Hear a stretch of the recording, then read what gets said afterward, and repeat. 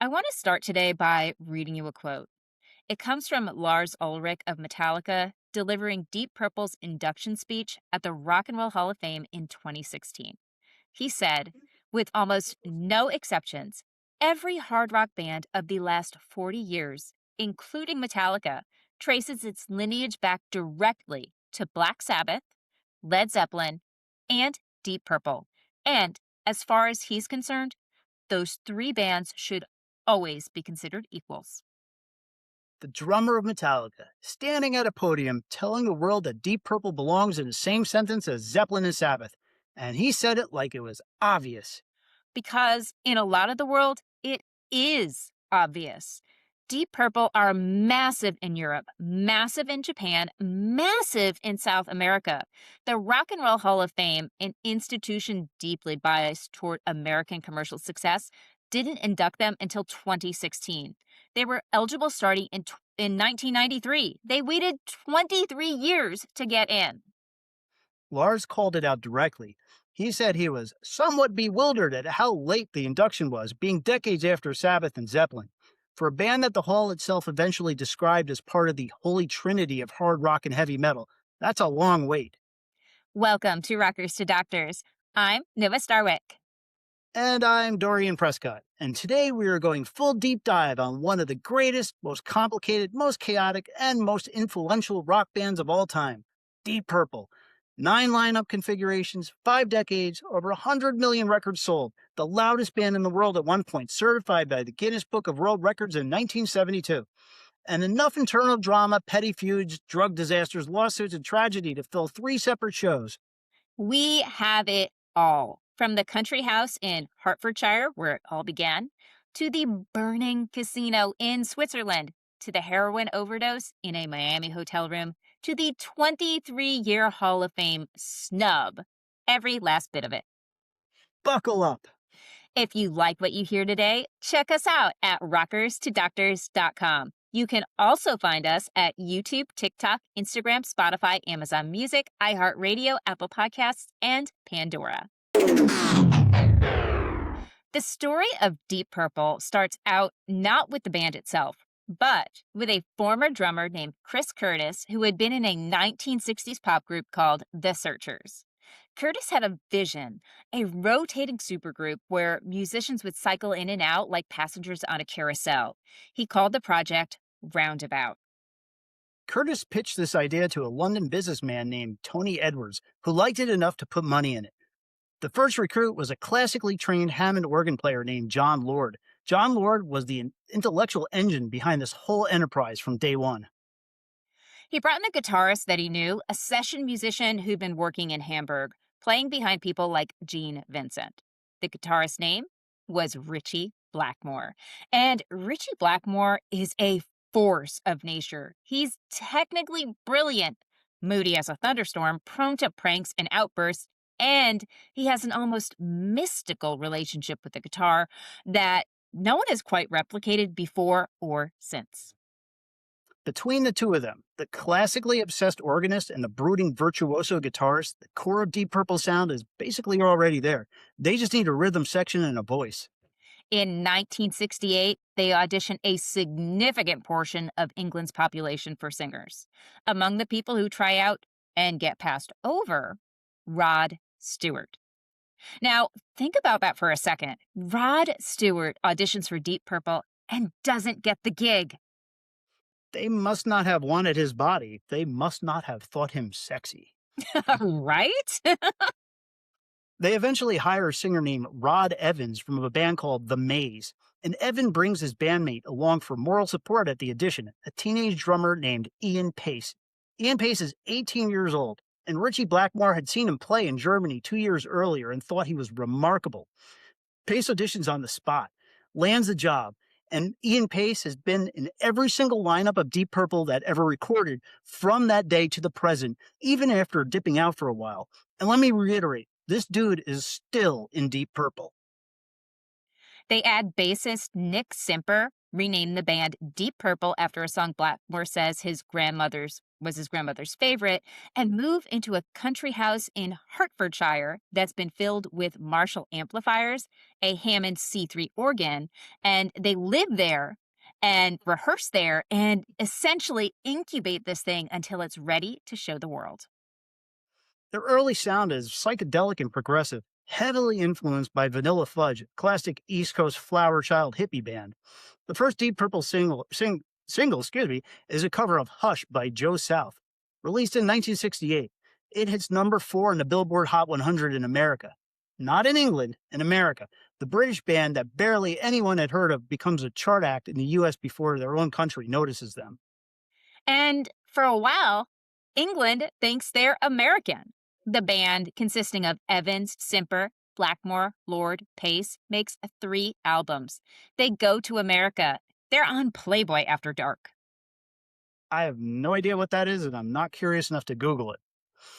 They I know appear what in it the is. dating game. I don't know what that is either, and I'm not going to Google that one either.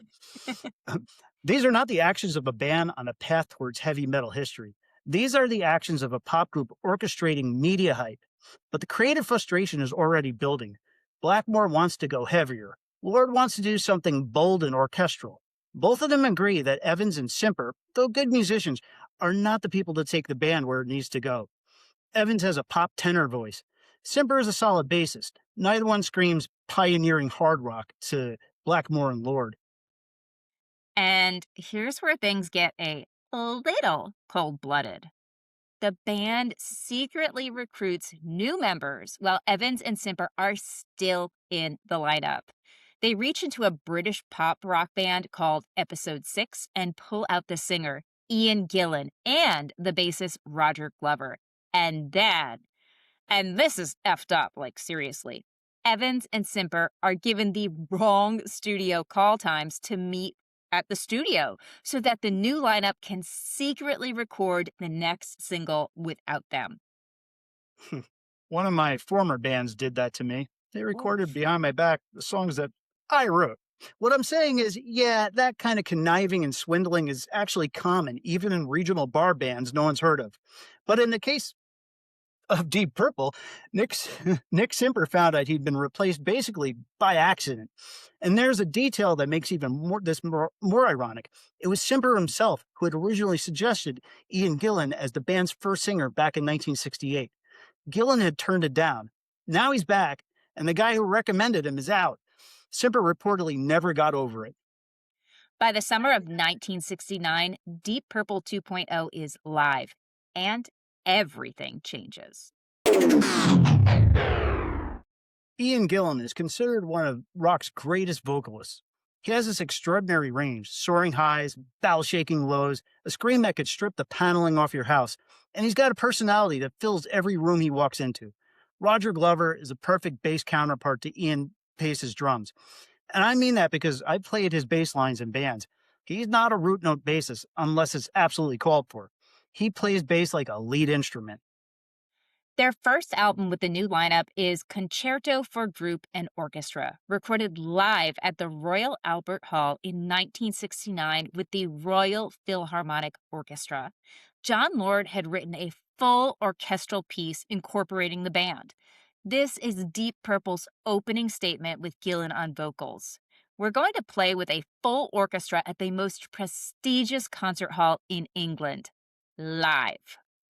Usually bands wait until late in their careers to make the orchestral move, but not these guys. Whether you love it or find it a bit overwrought, and there are fans in both camps, it announces that this is not a band playing by any established rules. Lord was thinking about Beethoven, Blackmore was thinking about Paganini, Gillan was thinking about Robert Plant, and all of this was happening simultaneously. And then in the 1970s, the band that was doing concerto with the Royal Philharmonic does a complete 180 and releases Deep Purple in Rock, an album that starts with a song called Speed King, which opens up with Ian Gillan screaming over a churning, relentless riff. And it never lets up. In Rock is one of the pivotal albums in the history of hard rock. In the year 1970, Black Sabbath releases Paranoid. That same year, Led Zeppelin have already put out 2 albums. And all three of these British bands are simultaneously, independently, in their own ways, inventing the sonic language that will become heavy metal and hard rock. The unholy trinity, as the Rock Hall eventually called them. What Deep Purple brings that's distinct from both Sabbath and Zeppelin is the classical keyboard. John Lord's Hammond organ gives their music this operatic cathedral quality. The organ can be brutal and dense, or soaring or ambient, sometimes in the same song. Then, in 1971, Black Knight becomes a British hit. Then comes Fireball. And then in December 71 comes the night that gives them their most famous song. Why don't you tell this story? Sure, I will tell this story. Okay, so December 4th, 1971, Deep Purple are in Montreux, Switzerland, with a mobile recording studio rented from the Rolling Stones, literally called the Rolling Stones Mobile, parked outside the Montreux Casino. The plan is to record their next album inside the casino's theater once it closes for winter renovations. The last concert before they can have the space is by Frank Zappa and the Mothers of Invention. And Deep Purple are in the audience. They're watching Zappa. The show is about 90 minutes in. Zappa is playing a song called King Kong. The keyboard player is doing a synthesizer solo, and someone in the crowd fires a flare gun at the wooden ceiling. The ceiling is covered in rattan. It goes up immediately. Frank Zappa, with admirable composure, tells the audience to walk calmly to the exits. The festival director, a man named Claude Nobbs, who is also a volunteer fireman, runs out of the building, dragging people to safety. At one point, according to legend, Zappa grabs his guitar and smashes out a window so people can escape. The fire spreads to the casino's heating system, and there's an explosion. The entire building goes up like a fireworks display, as Roger Glover describes it all. All of the Mothers of Invention's equipment is destroyed, except somehow a single cowbell. Hmm. And Deep Purple stands outside in the cold and watches the smoke from the fire drift across Lake Geneva. Roger Glover wakes from a dream a few days later with the title in his head, Smoke on the Water. The song is written. The riff, which Ritchie Blackmore almost didn't include because he thought it was too simple, becomes arguably the most recognizable guitar riff in history. Blackmore actually said he was sheepish about that riff. He thought it was too basic. And then Claude Nobbs heard it and told them they were crazy. It was going to be enormous. And he was right. It hit number 4 on the Billboard Hot 100 in 1973 and propelled the album Machine Head back into the top 10 more than a year after its release. And because the recording studio had burned to the ground, they had to find somewhere else to record. They ended up at the nearly empty Montreux Grand Hotel, playing in stairwells and corridors, using mattresses to deaden the sound. One of the greatest hard rock albums ever made was recorded in a hotel hallway. By this point, Deep Purple is certified by the Guinness Book of World Records as the loudest band in the world. A 1972 concert at the Rainbow Theatre in London was 117 decibels. 3 audience members reportedly passed out. Knocked unconscious by loud rock. That is perfect.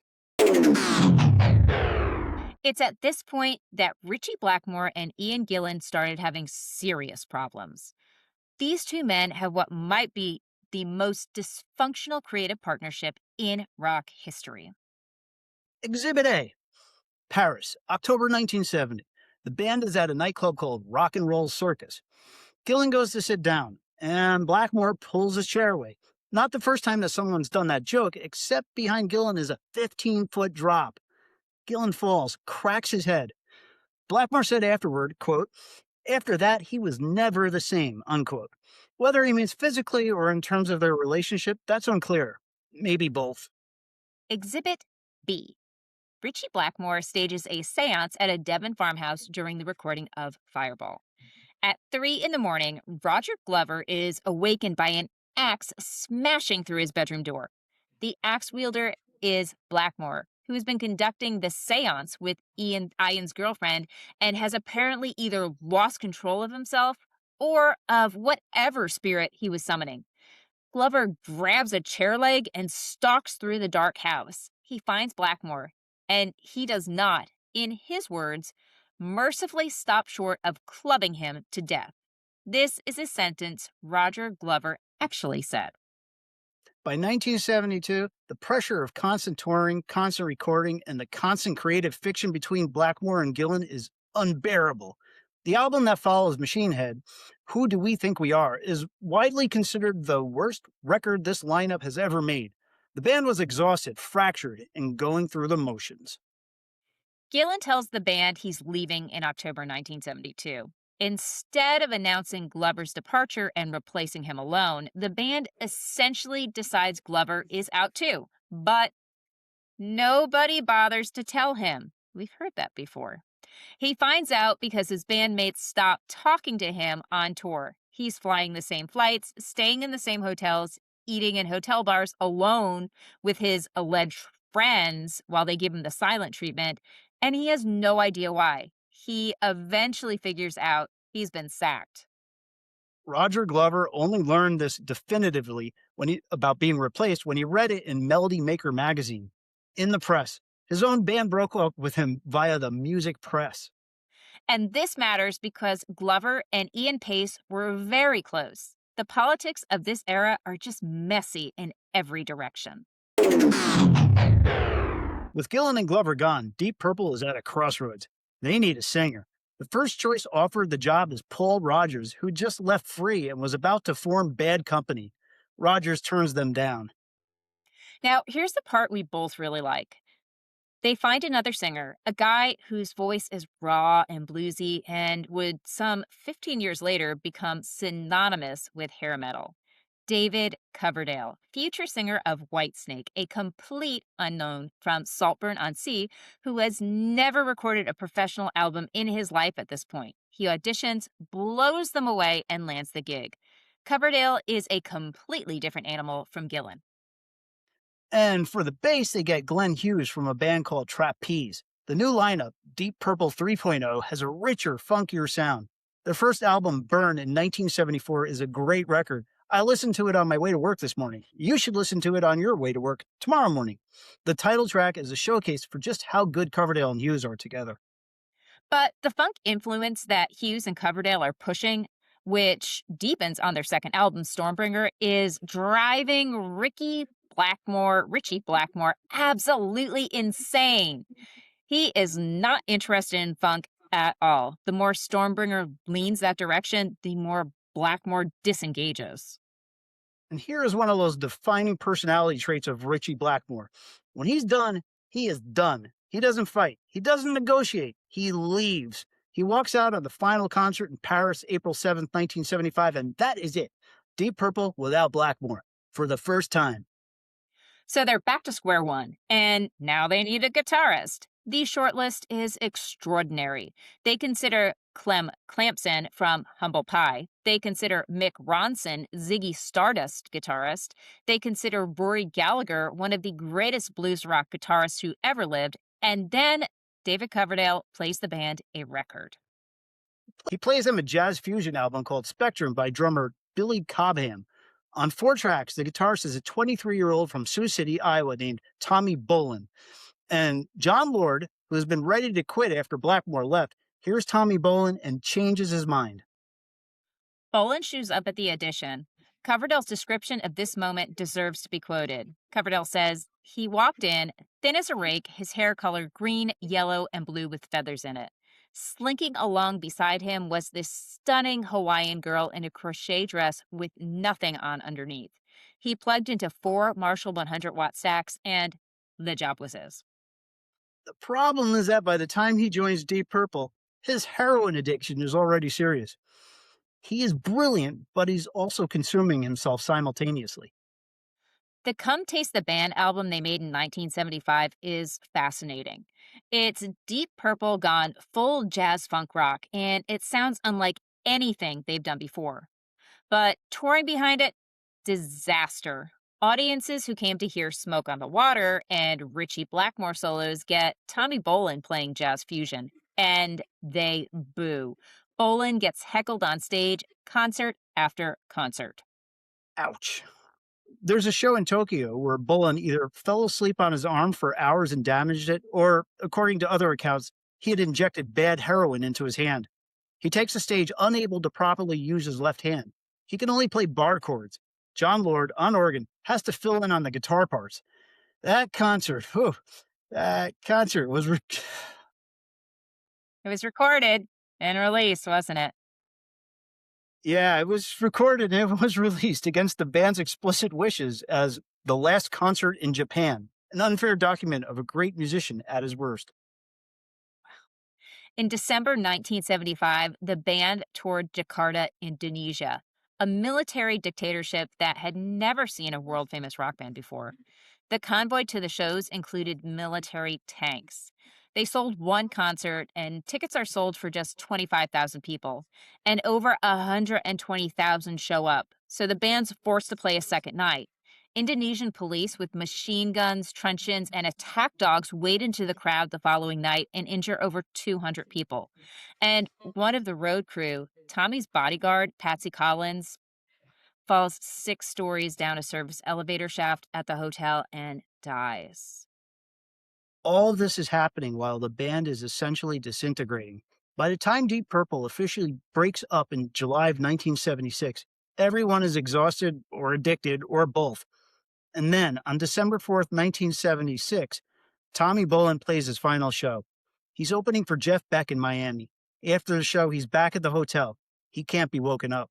His girlfriend calls paramedics, and it's too late. Official cause of death, multiple drug intoxication. Tommy Bolin is 25 years old. Ian Pace said of him, he was one of those guys you knew were never going to be 40-year-old. And he was right.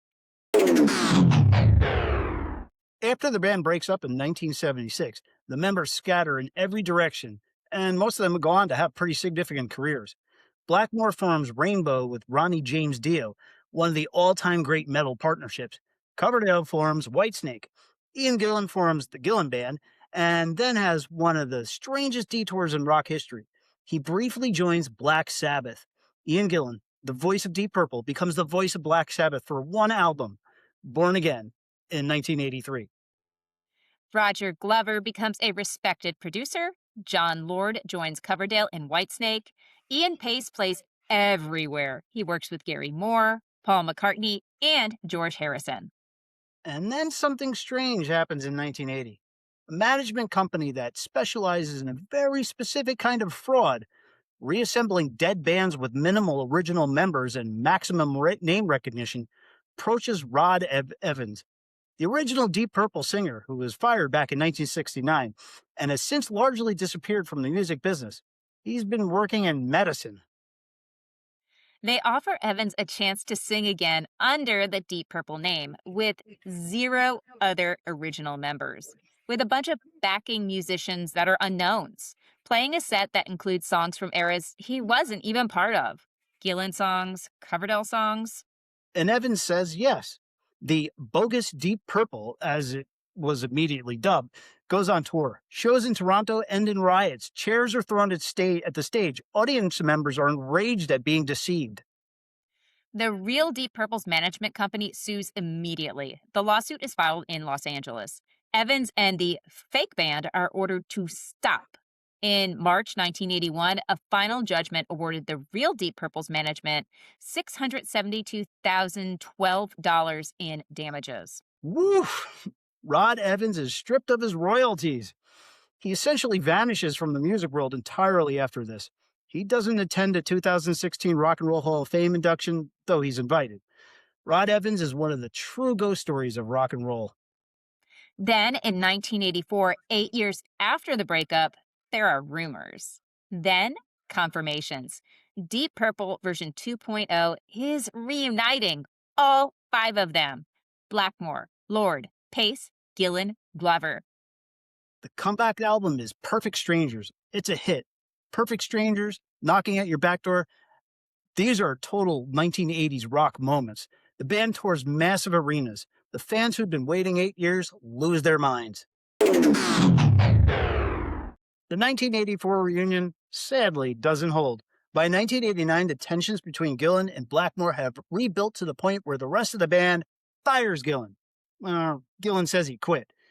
Blackmore says they fired him. His replacement is Joe Lynn Turner, who had worked with Blackmore in Rainbow. The album they make together, Slaves and Masters, in 1990, is competent but lacks that spark of that classic lineup. It's a Blackmore record more than a Deep Purple record. And then in 1992, management decides they want the classic 2.0 lineup back for a 25th anniversary tour. Turner is suddenly dismissed. Get out of here. Gillan comes back. Blackmore is furious. He had not been consulted. He felt ambushed by the decision, and he apparently said at the time that he would rather not tour than tour with Ian Gillan again. He goes along with it, but the tensions are intense from day one. Ian Gillan's thoughts on Blackmore during this period are magnificently undiplomatic. In a 2006 interview, he said, Ritchie Blackmore, no, I don't talk to him at all. That a hole, I will never speak to him again, as far as I'm concerned. Blackmore, for his part, said on Swedish television in October 1993, quote, "One of these days I'm going to attack Ian Gillan in the back alley. He's bigger than me. He's probably a better fighter, so I'm going to do it with a few friends of mine." That is a remarkable thing to say on television about your bandmate. Hmm. And in November 1993, Blackmore plays his final show with Deep Purple. He barely participates. He shows up halfway through the opening song. He throws a cup of water at the cameraman. He walks off stage between songs repeatedly. He leaves immediately after the last note. 3 weeks later, officially gone. Now, this one is wild. Deep Purple hired Joe Satriani as a temporary replacement to finish a run of pre booked shows. Now, Satriani is tremendous, but very clearly a placeholder. And then in 1994, they find their long term answer, Steve Morse from the Dixie Dregs in Kansas. A methodical, meticulous, deeply musical guitarist who brings stability and professionalism to a band that's not had a lot of either of those. Steve Morse is in Deep Purple for 28 years. He eventually takes a hiatus in 2022 when his wife is diagnosed with cancer and is replaced by a young Irish guitarist named Simon McBride. Morse remains a member of the band in name only, on leave. His tenure represents the longest period of lineup stability in the band's history. After Steve Morse joins in 1994, Deep Purple settles into a long productive period. They released Perpendicular in 1996. It's one of their best received albums in years. They keep touring. In 2002, John Lord, who has been in the band since the very beginning, announces he's retiring from live performance to focus on orchestral composition. Always a great idea, yeah. He's replaced by Don Airey, a keyboardist who played with Ozzy, Rainbow, and Whitesnake. Airey is extraordinary and slots in with minimal disruption. And then in July 2012, John Lord dies. Pancreatic cancer. He's 71 years old. John Lord, the man who put the Hammond organ through a Marshall stack and changed rock music forever, is gone. Band plays a tribute concert for him. They commission orchestral performances of his classic work. Ian Gillan, who has been in and out of the band for decades, pays tribute to his friend. The Rock and Roll Hall of Fame finally inducts them in 2016. Lars Ulrich gives the speech. The induction is long overdue, 23 years overdue. But when it comes, the speech Lars gives is one of the great tributes in Hall of Fame history. He talks about how Deep Purple changed his life. There's drama even at the induction, of course. This is Deep Purple. Gillan reportedly initially pushed to keep the other band members, the inducted band members, out. That would be Coverdale, Hughes, Blackmore. He didn't want them performing at the ceremony. Blackmore doesn't come at all, claiming he never received communication from the band about the performance. An email war breaks out between management. The Hall of Fame induction turns into a Deep Purple drama. Of course. The current lineup: Ian Pace, Ian Gillan, Roger Glover, Don Airey, and Simon McBride continue to record and tour. Their 24th studio album, Splat, will be released this year, and the first single, Arrogant Boy, is out now. The band that was certified the loudest in the world in 1972 is still making music 57 years after it all began. Let's close with one more detail about Smoke on the Water. It's become a kind of cultural monument to the power of a simple idea executed perfectly. In Montreux, Switzerland, there's a sculpture along the lakeshore commemorating the song, right next to the statue of Freddie Mercury. The new casino has the notes of Blackmore's riff worked into the decorative metalwork facing the gambling hall. And the bar in town is called Funky Claude's, after that festival director who ran in and out of the fire. And in 1994, in Vancouver, British Columbia, 1,322 guitarists gathered to play the riff simultaneously as a Guinness World Record attempt. The record was broken in 2007 by 1,721 guitarists in Kansas City, then broken again in Germany, then again in Poland in 2009, where 6,346 guitarists, joined by Deep Purple guitarist Steve Morse himself, played the riff together. That's Deep Purple, the band that almost didn't call themselves Deep Purple, that nearly had Rod Stewart as their singer, that wrote their most famous song about a fire at a Frank Zappa concert, recorded their masterpiece album in a hotel corridor, spent 20 years trying to fire and rehire the same singer and guitarist, certified the world's loudest, got inducted into the Hall of Fame 2 decades later, and is still making new music in 2026. If you're new to Deep Purple, start with Machine Head. Then go to Made in Japan to hear what those songs sound like when five people are playing them at the edge of what's humanly possible. Then, if you want the drama, Burn introduces you to Coverdale and Hughes and the funkier turn. Thank you, everyone, for tuning in. If you liked this episode, leave a comment. Check us out at rockerstodoctors.com, YouTube, TikTok, Instagram, Spotify, Amazon Music, iHeartRadio, Apple Podcasts, and Pandora. Until then, stay loud, stay curious, headbanging with a hypothesis.